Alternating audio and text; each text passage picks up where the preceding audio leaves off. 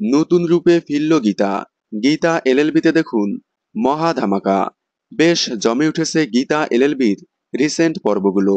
যদিও গীতা এলএলবি শুরু থেকেই বেশ জমজমাট, তবে এবার আরও জমে উঠেছে। কারণ কিরণকান্তি ব্যানার্জি, কৃপান এবং কাভেয়া গীতাকে মেরে ফেলেছে। সম্প্রতি পর্বে দেখা গেল তারা প্ল্যান করে গীতাকে পাহাড় থেকে ফেলে পদ্মকে ফাঁসিয়েছে। গীতার মিসিং হয়ে যাওয়ার কথা শুনে কান্নায় ভেঙে পড়ে গিনি।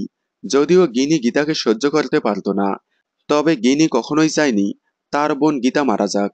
তাহলে কি সত্যি সত্যি মারা গেল গীতা? না, মারা যায়নি গীতা। গল্পের নায়িকা মারা গেলে গল্প শেষ হয়ে যাবে।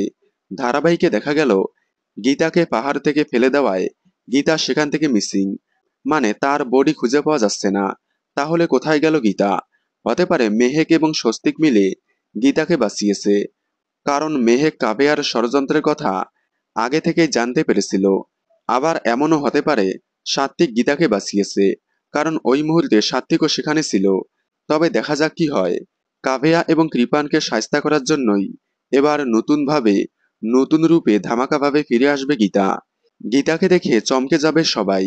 বেশ জমজমাট এপিসোড হচ্ছে গীতা এলএলবিতে। দেখতে থাকুন গীতা এলএলবি, সোম থেকে রবি ঠিক সন্ধ্যে 6:30টায় স্টার জলসায়। গীতা এলএলবির সকল আপডেট সবার আগে পেতে চ্যানেলটি সাবস্ক্রাইব করে পাশে থাকা বেল আইকনটি বাজিয়ে দিন। ধন্যবাদ।